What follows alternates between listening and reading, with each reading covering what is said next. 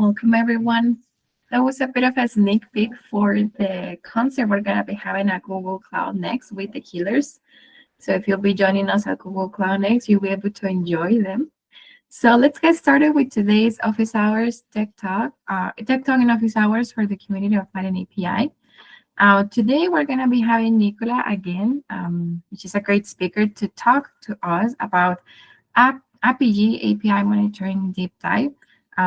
As usual, we'll have a Q&A open for all of us available so that you can bring your questions related to the topic that we're going to be discussing today or any other inquiries you may have about Apigee or application integration. So for those who may be new to the community, this Latin API community is for those enthusiasts around the world in Apigee and application integration. So this community is designed for you to be empowered with knowledge that you can get a better adoption of these solutions, and you can feel you have a community at your back that supports you whenever you're implementing these solutions in your projects. And well, the simple rules for this session is that we'll have the presentations and we'll go over the Q&A, which are office hours. We're going to meet every Thursday, but a bit of a heads up, for the first 2 weeks of April, we won't be having sessions. We will see you on the last 2 weeks of April and regularly again. This session is going to be recorded and we will share it via the Google Cloud community along with the slides and other materials we may be sharing in here. And again, if you would like to be the speaker and have the scenario here in this one of these sessions, you're more than welcome to join us to share your knowledge with the community.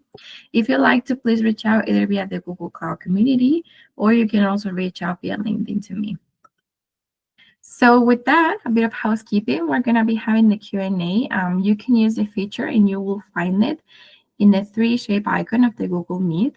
But at the end of the session, you can always raise your hand and open your mic. This is a very, I would say informal, because we'd like for you to interact with those during these office hours. So, or you can just share the question in the chat. But now I'm going to introduce you to Nicola. He is a solution architect at Google Cloud, specializing in Apigee and application integration. So with that, Nicola, please take the mic and the floor is yours. Thank you for joining us. Thank you so much, Alexandra. Welcome everybody as well. So the Apigee folks everywhere you are connecting from. Let me switch and I'll present my screen now, at least my version of the deck. So the idea today is, this is a long deck. I usually present it in 1 hour to prospects and customers or partners in general. I'll try to compress a bit, go on some topics a bit faster, simply because I want to focus on the main area or the main juicy bits, right? So that basically is very, very commonly. I will do an overview of everything regarding monitoring, alarming, alerting, capabilities that are either out of the box in any flavor Apigee. So Apigee Hybrid or Apigee X, it's the same control plane. So we basically, and obviously the same runtime stack, obviously deployed in different flavors or in different potentially hyperscalers or on-prem with the OpenShift and Tanzu if necessary. And that's sometimes at first a great choice from banks that are actually migrating to cloud. But in general, the analytics we collect and the monitoring infrastructure is on the control plane. So that's effectively the same no matter how you deploy and no matter how many regions you have for your API runtime. But what the important part, so I will cover everything pretty much. So a lot of slides, quite visual, I would say good concepts if you are a newbie or also if you are more seasoned, or if you worked already in one or more projects, or you're familiar with the Google Cloud control plane or console with regards to the Apigee capabilities. But what is important for me is to spend some time to discuss OpenTelemetry, Jagger, and tracing. So things that are in general part of a production go-live process or requirements given to you by enterprise customers that need to comply with tracing capabilities, and we'll look into this more in detail, right? And that's important for not only for alarming where things go wrong, but also for troubleshooting or for deep dive. Okay, so that's why the title here. So in general, okay, I will do was first very high level. Okay, so overview. Stop me if you need anything like clarifications. I assume more or less you would have a mixed experience with the product. So some of you might not have had an opportunity to work hands-on on it, or some of them might be already at maybe not at the first project. Okay, so the idea is that the runtime emits analytics. So we collect analytics points for every API call, no matter where the client is located, internal API traffic or external API traffic. And we basically for the control plane with the full stack of infrastructure for data collections and analytics that relies on multiple components. Obviously, the analytics are encrypted and shipped to the control plane through a gRPC tunnel, that is an encrypted tunnel. And then from the control plane, there is a pub sub, so GCP pub sub that acts as a buffer or store and forward high resilient queue. And then messages or entries are all inserted into BigQuery, where aggregation happens and where we can actually look at things like a response time, frequency latency, HTTP error codes or status codes coming from the target backends, and also the application flow for each individual API proxy execution for each individual policy within the proxy as well. Okay, remember this is key. Data retention plans. So now we have 14 months, up to 14 months, according to the needs of the customers for analytics. And what I mean analytics, I'm referring to the raw entries for each individual call, and you can actually you have multiple features there. So one is important for aggregation, so you can look back or replay data up to 14 months out. That's basically 1 year and 2 months. But also, if you need to access the raw data, even if you run on a fully, the infrastructure on a fully managed solution, you can always export the raw data to your own BigQuery or GCS buckets, and you can technically import into your own business intelligence pipeline or data analytics, subsystem if you need to. Okay, that's a feature. One question. Yes, sure. Nicola is asking, is this applicable only for Apigee Hybrid? No, I will not. It's a hybrid as a product has the same capabilities as X. So this means it's called the hybrid analytics. I mean, I'm actually here showing a slide regarding hybrid, but it's the same for Apigee X. Okay, so there is no difference between the X analytics collection. The only thing is that you don't need to deploy anything. You don't need to configure the runtime plane collection agents. They will work in the same way. So that, in short, it's for both. Okay. We call them hybrid analytics because as a product, Apigee Hybrid, it's potentially runtime and control plane might be in two different clouds. They may be on runtime, might be on-prem. You might have multiple instances of the runtime plane. They might actually sit somewhere else. But if it's X, it's obviously only in GCP. There may be one or multiple regions. The analytics schema is the same. There is a slight difference with regards to what you can actually do more if you have ownership of the cluster, because it's not Apigee X, but not in terms of features, but in terms of what you can deploy as additional collection agents within the cluster with the cluster admin rights. And I will show you later. I'm referring specifically to OpenTelemetry collectors, so potentially a third-party, either open source or commercial tools. So every time you hear about Dynatrace or New Relic, then basically you might actually be able to deploy additional components or collection agents for OpenTelemetry within the cluster with in a different notebook, basically, or different also namespace altogether. Okay, within the cluster you control. I'll progress if there is any question. Let me know. Okay. So you might be familiar with this. So why would we care a lot about analytics and metrics? It's because we can actually charge them very simply. We can expose them and publish them on the control plane, on the UI, on the cloud console, and we can see a wealth of information regarding proxy performance per single API proxy. It may be a bit small, but here I can drill down by proxy. I can select the different time zones, target performance. So if I have a slow response time or high response time from an API, let's say 1 second, but basically I need to understand that I might do something strange or complex in terms of a manipulation of the API request response before sending to a payload to a backend, the payload to a backend for a request, or is it something wrong with the backend itself or the target node size to cope with the traffic I'm sending, or maybe potentially a slow backend, slow database, or a slow lookup and so forth. Okay, and obviously the most important part and precious part is doing error analysis on the fly. So we have more stuff. We can actually also, chart and slice and dice and create proxy performance examples or dashboard examples. Here, I can actually have a snapshot in a single pane, traffic by proxy, response times, total traffic over time. And for example, here I see average response time by proxy. Okay, I can chart them. And then if you're familiar with the UI, you can actually switch on and switch off entries. So you can actually drill down or do it, or visualize only the elements you're interested in. Okay, and then this is even before talking about the custom reports. Okay, but these are what we call predefined dashboards. A couple of clicks, you select the org, you select the environment, you might need to select, drill down the proxy, select the time range, and then you're able to get them out of the box without any further, complexity, I would say. So custom reports here, you see I have a list, a drill down of possible fields that we do collect from the runtime. They're shipped as a metrics into the control plane, into BigQuery, and you can do slice and dice. You can actually cherry pick them as dimensions, and you can actually decide what type of charts you want to do. You want to do sum, average, you want to do, and then how you want to slice and dice it, okay? And then usually this is aggregated on the fly for you.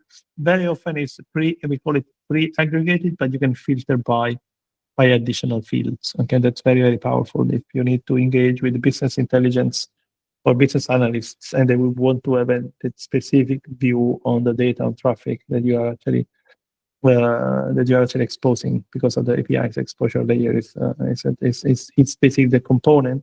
Remember, the API gateway is a man in the middle, non-transparent reverse proxy. So is collecting all the evidence and all analytics that allow you to actually perform this type of calculation. Okay. Remember also, we don't do any exfiltration of PAI in general, unless you want to do so. There are policies that extend the fields that are collected from the payload of the request and response. But obviously, there is also data masking policy. So you need to see, if you see there's advanced dimensions here, but then there are also the custom dimensions here.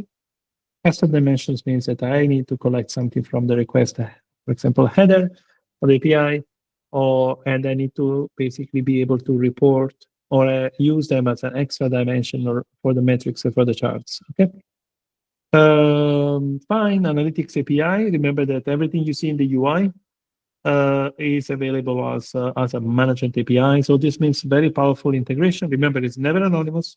You need to have bearer tokens. This is OAuth2 Google Cloud identity mechanism. So identity and access management. You need to have a role. You need to have a user or a service account in order to generate a valid token. And then you can actually do, I would say, I would call them directly queries on a given org, on a given environment. You see the /stats endpoint, or in this case, I'm collecting stats. Actually here, you see the select statement. I want a message count for a given time range with the granularity of 1 hour for a given API proxy or across API proxies, right? Here, I'm not selecting the single API proxy. But then you see it's all RESTful. And then you basically build a query, and we document this syntax. And this is effectively the same way that the UI is actually interacting with the management API. So this means you can actually use the browser tools. You can look at what query is being prepared when you see a chart, and you can decide to actually use that endpoint and that query, the full URI, to build an application that will be able to fetch read-only this analytics, and basically the backend will work for you. This goes to BigQuery. It's a managed version of BigQuery. You are not paying it in your project because it's part of the Apigee license. Okay, so this is very important. Apigee Analytics API, very well documented, very stable, very flexible, very powerful. Monitoring, we'll cover a bit of monitoring now. So the whole monitoring framework, no matter if you're, I mentioned Apigee Hybrid here, but it's exactly the same as Apigee X. There's more probes in Apigee X you don't see because it's for the benefit of our SREs or cloud ops engineers. But effectively, everything we do is actually shipped to Stackdriver, which is Google Cloud Monitoring. from the control plane, from the runtime plane, so the pink area, via Prometheus for all components and pods that are deployed inside the cluster to the control plane and analytics subsystem. Why we do it for cloud monitoring? Because then you can build alerts and notification channels for those alerts if you have anything that you want to build on top. Okay, so you don't need to have a third-party alerting system. You can actually have everything configured in Google Cloud the control plane. That's how you do. If you want to configure metrics collection, here I'm specifically talking about hybrid this time. You see the metrics, I need to enable additional metrics collection to use them in Google Cloud Monitoring. You see metrics stanza. I need to provide a service account, and I need to say enabled true. Okay. So in this way, when I actually deploy the cluster or the application, the override YAML file, I can actually apply this change, and metrics will be collected. So remember, this is not only the basic analytics, this is everything else with regards to the component health within the cluster, okay? So obviously you cannot do it, and you don't need to do it for X, there's no need. Cloud monitoring, very useful here now. Then this is effectively, if you're familiar with Splunk or Elastic, this is, again, SaaS. You get it out of the box, and you can do monitoring dashboards, alerts, and notifications. You see here, I can actually have a search box. I can actually drill down by a component within the cluster, the full cluster, or by time as well.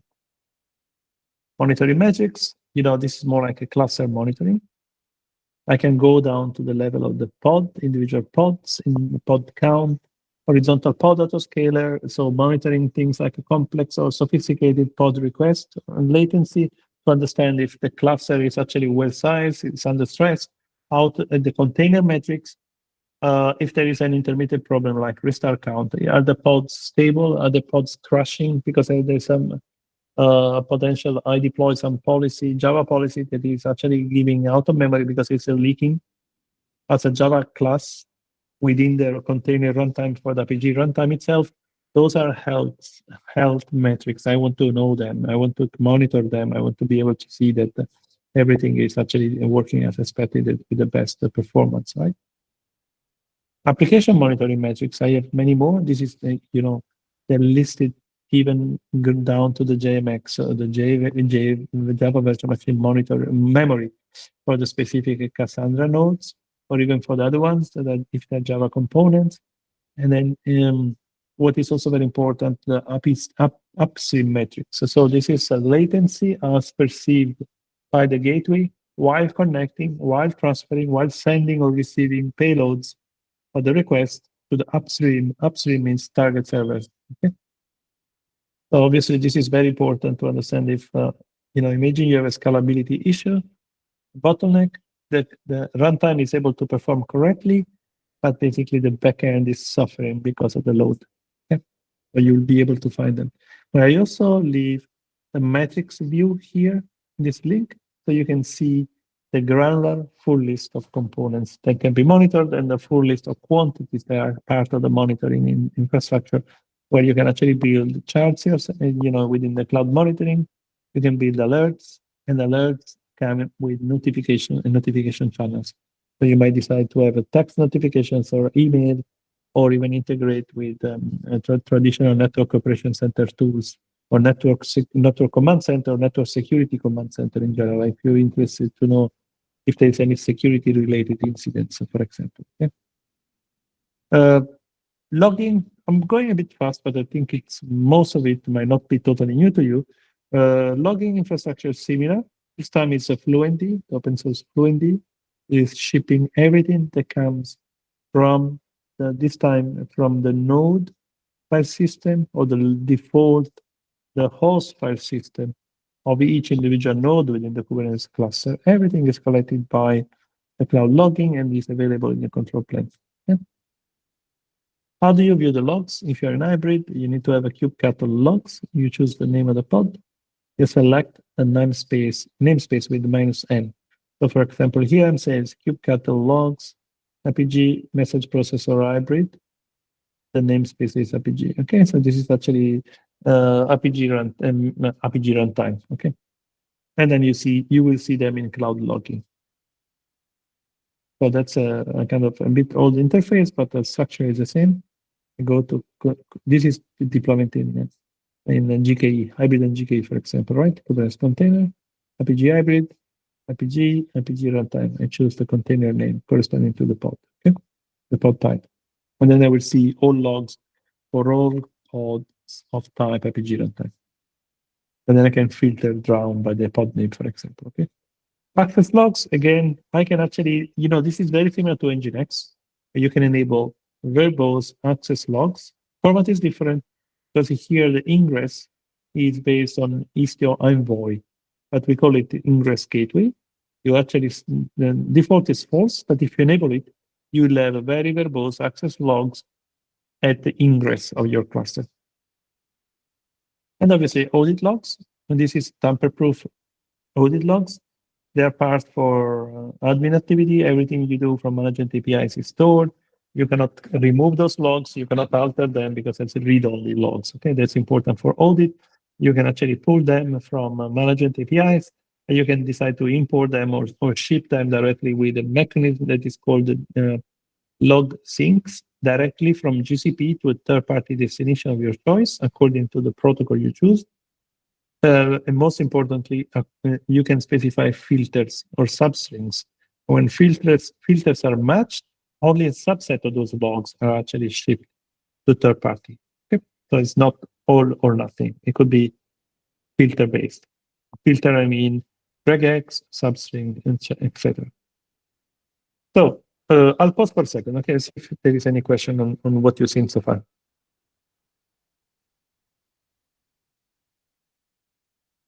Okay, if not, we'll cover a different section regarding troubleshooting. Now that we know how to collect all this wealth of evidence, what is useful for? Okay, so imagine you have a scenario where, this is a reverse proxy, non-transparent. I have hybrid runtime or X in the middle between my API clients, no matter where they sit, and one or more backends, no matter where in the network are. They may be close to the runtime or somewhere in a network segment, somewhere on the public internet, or somewhere on a different data center altogether, okay? So first of all, you see I have 4 legs here. Why it's important? Because I have 4 transit legs, so 2 to go, 2 to go back, and then policies to manipulate the request and response, potentially block, perform identity checks, caching, and so forth, okay? So first I have all the charts analytics in real time out of the box available for me, but basically what is the issue and where you spot where is the issue when things go wrong. You need to remember there are multiple steps, and we need to understand what is the critical path. Okay, so I have a client. A client will actually submit very likely through firewall, one or more firewalls, one or more network segments, one or more load balancers through a segment called B, before the call lands into the segment that we call C, where we do have ingress gateway, so the envoy plus a message processor. If everything goes well, if there is an FQDN match, if it's valid, for example, MTLS client certificate, it will be executing policies in the message processor because the client is legitimately invoking an API. Proxy exposed in the message processor for the given environment. There might be one or more interactions with Cassandra. Why? Because it might be response cache. There may be some additional, entry stored in Cassandra, generate OAuth tokens or retrieve or verify those tokens and properties. And then it will go potentially to the backend, through one or more firewalls and load balancers, potentially same network or different network segments or different networks altogether. Okay, so we have multiple places where when we might need to look at troubleshooting if something goes wrong from the client point of view. Let's say maybe you have a client timeout or you have an error returned to the client. You don't know where or who is generated that error. Is it the backend? Is it maybe a timeout because the firewall is closed here, and the Apigee cannot connect? Or is it policy fading, or is it like a firewall rejecting the call because of the web application firewall is configured to reject valid API calls from a given source network where the client connects from? You see, I have until now I'm totally blind. There may be anywhere because anywhere in the picture, right? So what we look at scenario where the runtime traffic might be actually interrupted, right? So errors, timeouts, or with a high latency, even more subtle, right? So you have responses, but you don't know where the latency is generated. Okay, and so I might, I listed some of them here, right? So northbound or southbound connectivity problems, backend connectivity latency, or problems with the latency while receiving response, potential intermittent, very large payload with issues with the transmit bandwidth or receive bandwidth, proxy complexity. I might have a suboptimal implementation of the proxy, very complex manipulations of very large, for example, XML, very large XSLTs that are memory intensive and high CPU intensive, high CPU requirements. Ingress gateway, and the MPs might be down and responsive. You might have, intermittent failures despite monitoring, because you might not have set up alerting in a hybrid, for example. But for X, remember, this is actually fully managed. Or the Cassandra ring is not sized correctly in case of hybrid, right? Imagine this may be a scenario where you're running a performance testing, you want to do tuning, you don't know what is the target final size for your Cassandra nodes within the ring in the Apigee data namespace, and you need to find out, right? So how you do that? You have stress tests. What you can actually use here is trace, right? You're familiar with it. This is all the interface. The newer is better and nicer, but this is very helpful. What is important here, as long as you enable trace, trace is not forever, right? It's limited in the number of messages and time. But basically, you have information regarding total end-to-end latency, the response code that you receive, and individual policy extra latency introduced, right? This usually is very helpful. So consider now a scenario where I'm unable to deploy, or I have a partial deployment failure. What we need to understand, and I'll share the slides with you because this is really, really useful, is what am I looking at here? Am I looking at an error in the proxy implementation? So it's functional error, right? It's a code. The code is basically crashing, or I would say JavaScript is invalid to handle the payload you have, a null pointer exception, for giving an example. Or is it like a proxy bundle, too big, is not accepted, is failing to deploy? There are a lot of checks when you do a management API call to deploy, either from the UI or from CI/CD, to make sure that you're not sending incomplete or corrupted proxies or inconsistent or invalid proxy configuration, right? Or policy configuration.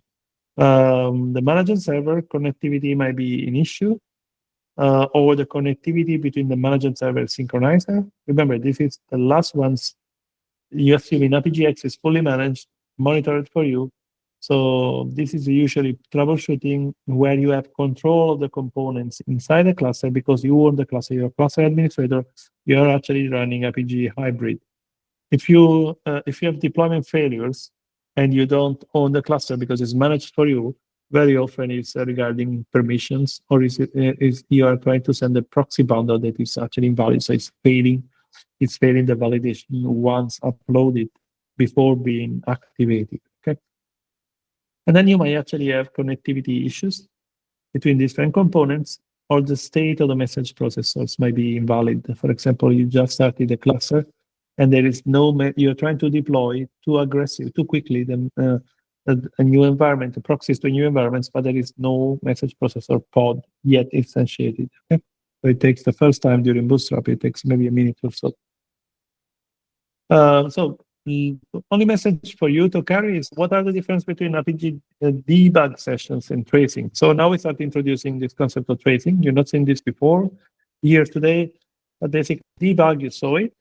But if I want to actually troubleshoot and understand something more about intermittent or unpredictable issues, even with the same payload or performance related, then basically the debug is not helpful. You might miss, debug is only 10 calls, 10 minutes, whatever comes first, you might be missing.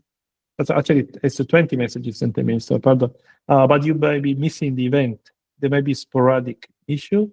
What you would do, you would instead enable distributed tracing. You capture a sampling of the transactions forever until you disable it, and then you figure out, sampling is tracing, but sampling is never 100%. It's a subset, or it's a fraction of the total traffic. You can run tracing at a very high throughput without running the risk of serious issues with degradation, simply because you are sampling. You are taking, for example, one message out of 10 at 1,000 calls per second, or something like that. Okay.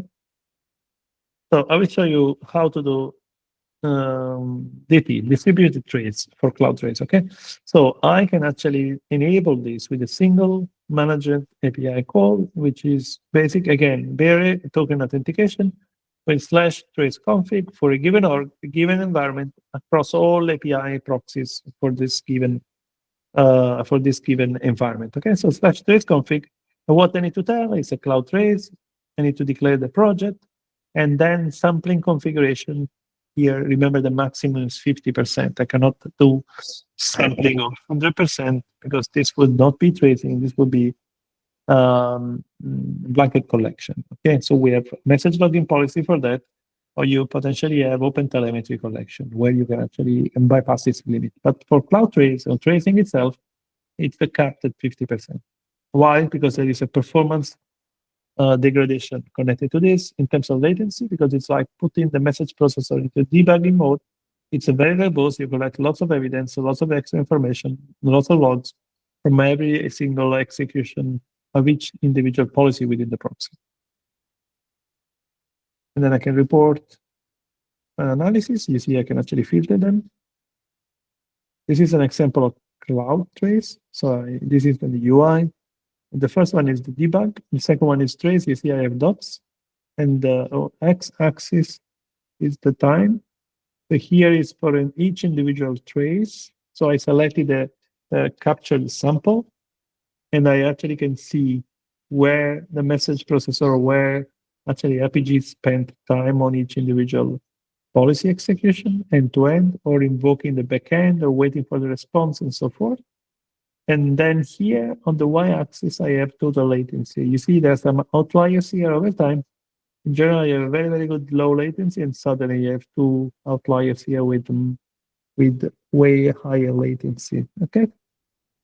Then I can select one dot from the UI, and I can get the details about, for example, in this case, the API was a /authorize. And then I can understand what happened to that individual one, which section was a slow one. Was it Cassandra, or was it some problem with the policy itself, and so forth? Okay. Default trace variables. You see now I have a possibility to insert those in the post response. So after sending response received from target server, so this span, and with span, I never mentioned spans. What is a span is basically a collection of variables and information collected and sent to OpenTelemetry or to an external collection agent for that specific snapshot. Okay, so I can have multiple stamps and multiple traces for the same API call, simply because I'm doing snapshots at different points where the progress is made across execution flow in the request and response. Okay, so I may have one first, and then the second one I can create a span after the proxy response is being sent to the client. So this means after the gateway has already responded, and so creating this extra span has a zero impact on latency, because I will process it and send it to the collection agent after the client has already received its response. Okay. And I have documentation here how to enable distributed trace and what are the default trace variables and what you can add. So cloud trace, remember, it's not part of Apigee license. It's a GCP tool, but basically there's an extra pricing for it because it's outside the Apigee. Okay, you can enable it and you can use it, and maybe you can use it usually as a troubleshooting tool, and it's volume-based, so it's extremely cheap at scale anyway. Remember that what I told you before, maximum configuration sampling is 0.5, which is 50%, no more than that. Now, you can either send Cloud Trace or Jagger. Jagger in the latest versions, Jagger is open source. In the latest versions, is compatible with OpenTelemetry. So now I will show you how to potentially generate spans for 100% of the traffic via service call out or via JavaScript asynchronous service call out. So non-blocking, so fire and forget, in a way that is that you create a payload that is compatible as a JSON payload to OpenTelemetry spans. Okay, and then effectively you are compatible. Now you can send or create entries for this tracing compatible with any other open source or commercial tool that is expecting OpenTelemetry standard for the collection. Okay, so I'm referring here to either Dynatrace or New Relic, for example. So how it works in general with the protocol of Nicola, OpenTelemetry? sorry for the interruption. We got Yes, one Alexa. question by Gabriel. Sure. Does Trace automatically integrates with Apigee X? Yes, I mean, Trace is there. So basically, if you do, it's disabled by default. So if you manage, the managed API call, if you want to enable it on a given environment, just do /trace config for the given Apigee org, and then you'll get it out of the box. Okay, so basically you will be able to see you go to distributed trace UI in the GCP console. It will actually collect, and they will actually be able to chart one entry for 1 point corresponds to a single API call for that organ environment. Okay. So that's effectively, and it's actually GCP built, right? It's okay. Now, what you basically do instead, if you need to rely or your requirements are actually to use a third-party system like Dynatrace and New Relic, you need to basically be able to export the metrics to what is called the OpenTelemetry exporter. They might live inside a cluster, but this is possible only if you have Apigee hybrid. And this exporter, which is an agent, will talk using OpenTelemetry protocol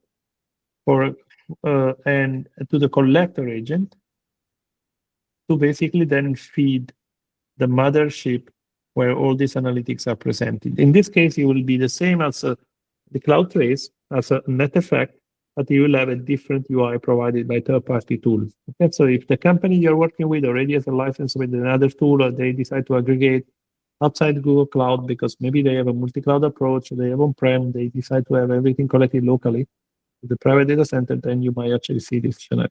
Okay? This is an example of what's called one agent. One agent is basically deployed within the Kubernetes cluster. If you don't have, okay, this is some detail about the telemetry.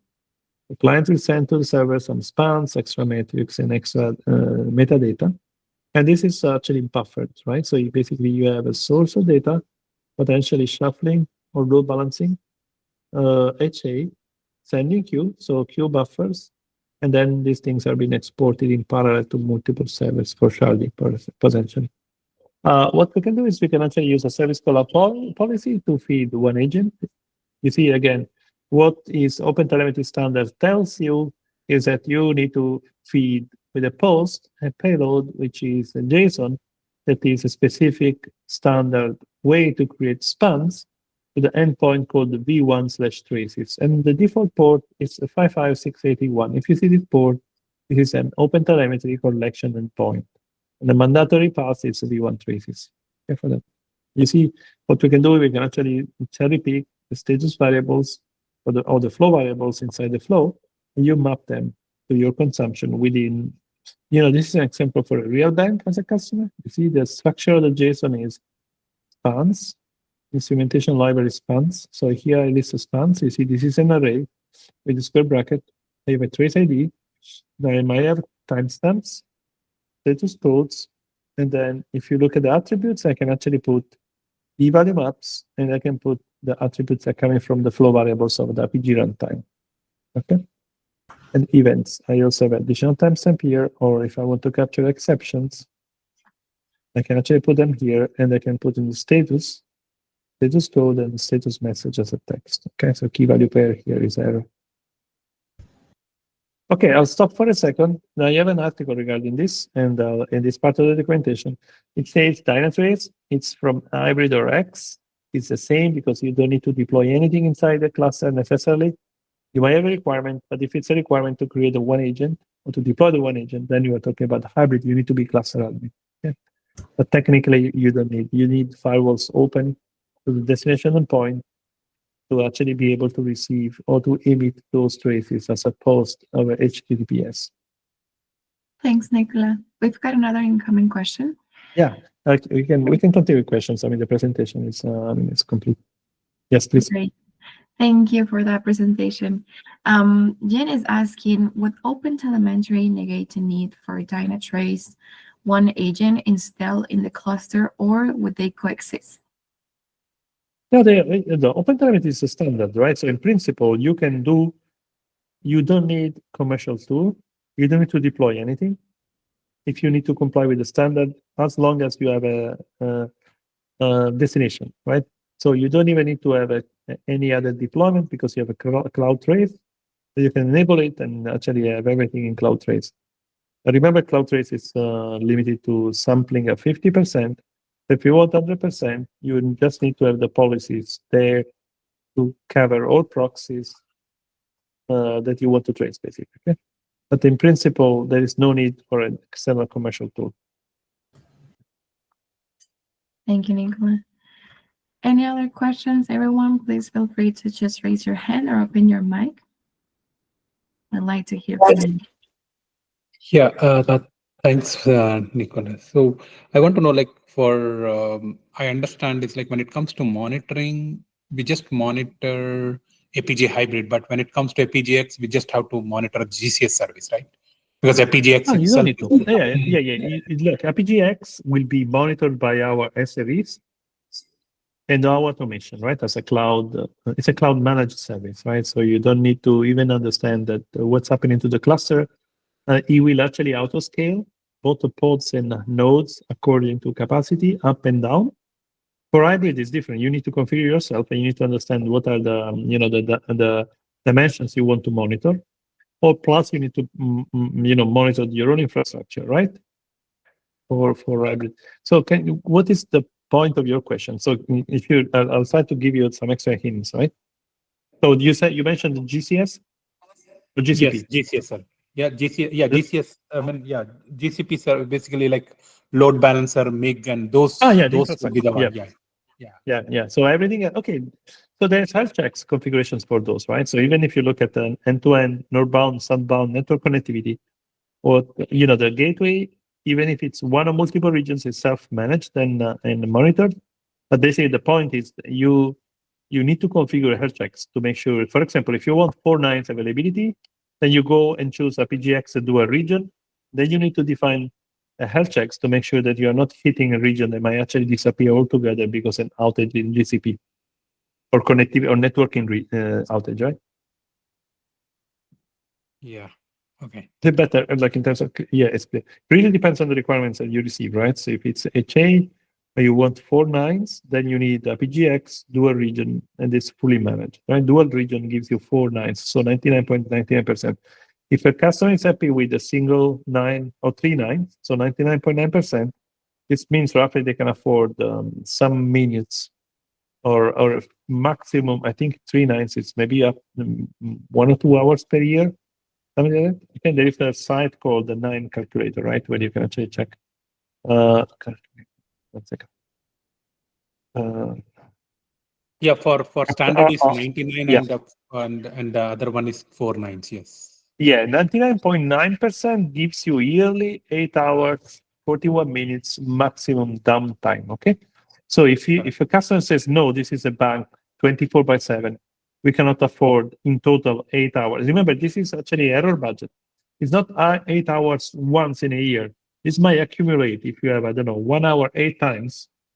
Let's say you have 1 hour outage every month.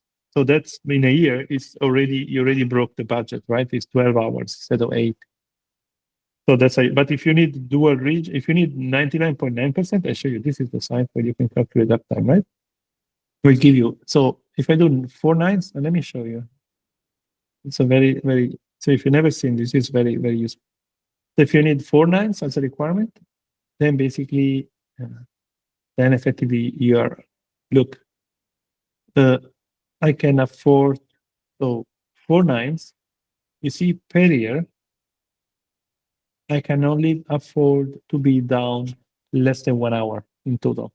But if I switch it to 3 nines, it's 8 hours, 41 minutes. We call it basically error budget, right? But this means that you need to take care of dual region, first of all, for APGX, because that's SLA that we give only with dual region, and then health checks across the regions. So basically, if one region is down, the other one will take 100% of the traffic, and will shift traffic as the health check signals that there is an error with the region. And usually, I configure health checks if it's a bank or a telco of 1 second. So this means that in 1 second, you discover something is wrong. You don't fail or remove from the load balancing pool something only because it missed one health bit. But if it misses 3 or 2, you can be very aggressive. You can actually decide to consider it down or unreachable. Okay, so this means that within 2 seconds, you can actually take out from serving the full region, and you save. If you're running at tens of thousands of TPS, you save from outage a significant fraction of the volume. And what's happening with the APGX is that once you flood the second site, the one that remains active, with extra tens of thousands of calls, it will auto-scale first with the called auto-scaling, and then the cluster is also designed to scale by adding nodes with the node auto-scaling configuration and node auto-provisioning. So within a matter of few minutes, you'll have recovered the full missing capacity of another region to serve 100% of your traffic. Yeah. So thanks, Nicola, the details. So when it comes to, I know you talked about Apigee X or Apigee hybrid, but if I have a integrated portal, do I need to monitor anything from there? I mean, do I need to monitor anything? You basically what I would do. So integrated portal is also managed and monitored by us. Okay, so it's actually deployed on GCP. What I would do, you can actually deploy an external public internet probe with the potentially open source tools or commercial tools from the public internet, from the region where your customers are, if it's exposing publicly, right? And we monitor it for uptime, right? But what we cannot monitor, we cannot really monitor from the same network providers where your customers are likely to be. So our probes from public internet are global, from all countries, more or less all networks, originations. But basically, you can actually increment that, and then you can actually apply. But there's no point for you, actually there is. So if you discover that something is wrong with the reachability of your portal from the country or from the network where your clients are, technically you can open a P1 ticket with our support, and you can notify that something is wrong. They might very likely know already, but you can actually proactively inform them otherwise. But that's never in general, that is taken care by us, okay, for a health check and monitoring. Oh, I will not bother. Yeah. So both hybrid and X integrated portal is taken care by Google, right? Either one. So if you choose integrated portal as a part of the license, an Apigee license, integrated portal connects to the management APIs, but it's always deployed in GCP. Okay. That is always a managed service, right? But that is not only option, right? You can actually deploy your own full stack, or have, I don't know, Backstage as a portal that will connect to the management APIs, and you can deploy it to wherever you want. Correct. So you talked about a total different stack. Yeah. Yeah. Sorry, you talked about the infrastructure monitoring, but when it comes to proxy monitoring, yes, Apigee proxies to be monitored when it comes to, I know you talked about Dynatrace, and Dynatrace also has a Apigee monitoring and those, right? When it comes to portal, do we to monitor any of the other artifacts for portal as well when it comes to development or? No, that's effectively, those are the API proxies, the reachability of the API endpoints as well, right? In general, those are you can potentially have clients or probes that will actually, they would actually do that from the same place where your clients are, right? From public internet or from B2B. So some customers, that's a bit anti-pattern, but I would not say anti-pattern. Some customers actually they deploy an API proxy, which is a health check endpoint, and they can hit it every second. The problem with that approach is that, yes, it will work. It's good. It gives them extra confidence that actually real traffic. That's called synthetic traffic, right? You have a proxy that is actually serving 200K if everything is okay, right? The problem with that is that is technically a chargeable API call because it's an API. So if you do aggressively that, at the end of the year, you'll have some thousands or hundreds of thousands of calls that are part of the of your volume of your license. Okay. Oh, really? So the monitoring, the health check is also that's no considered need. as But there's no need. The external health check as a proxy. Otherwise, internal health check. No, remember the internal health checks in Apigee hybrid. Those health check endpoints, they're not billable, right? They're part of infrastructure monitoring. If you see there's a /health sec, those are health check endpoints only to check the health, either of the proxy or the environment or the endpoint. But that's basically for the load balancers, and they're not charged. okay. And then they don't show up in analytics, right? Yeah, correct. Everything that shows up in analytics is only your proxies. So what you deploy, those will be the ones that you are invoking, or somebody's invoking your behalf, right? And that's what you pay for. Correct. Okay. Thank you. If it's pay as you go, of course, you see what I mean. That will show up as a valid transactions. Okay, we still have 5 minutes. Thank you, Nicola. Broad topic, yeah. Yeah. All righty. We can wait a few minutes in case anyone has another question. While we wait for that, I would like to remind you all that we have a live poll right now. You can share the feedback for the event. And in case you would like to share more detailed feedback, you can scan this QR code. Feel free to do so. If not, we'll send you the link via email so that you can share your feedback more into detail on what other topics, type of content, and sessions you would like to see for you in this office hours. And I have a bit of an update for you for what's coming ahead in Google Cloud next. In Google Cloud, you can explore a wide variety of options for you to learn and connect with experts. I'm going to share with you the link so that you can take a look at the available sessions that we'll be having for you in application integration and in Apigee. And then for the latest articles we have for you, freshly out of the oven yesterday, Satyam, a customer engineer in Asia Pacific, released this article on actually tutorial video on how to use the error catcher in application integration. So feel free to take a look at those resources in the product article sections of the Google Cloud community. Then for the resources and what we have next, please keep engaging on the Google Cloud community. We have the community forums for you so that you can pop your questions. Sometimes it might take us a bit of a time to give you an answer, but rest assured we're always monitoring what you're asking there. Then again, the product article sections, these are your availability. And then we'll see you next week for the office hours that we regularly have. Remember that we won't be seeing you on the first 2 weeks of April, but we resume activities for the last 2 weeks of April.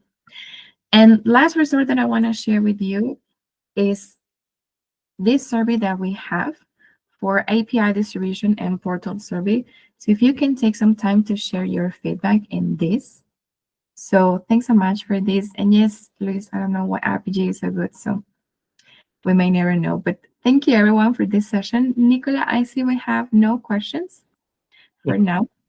But remember, you can reach out to us via the Google Cloud community in the forums, and we look forward to seeing you next week. We always monitor the chat at the Google Cloud community chat room as well. Okay. Yes. Bye. Have a good day, everybody. Bye. Thank you. Thank you, Nicola, for the session. Bye, everyone. Bye.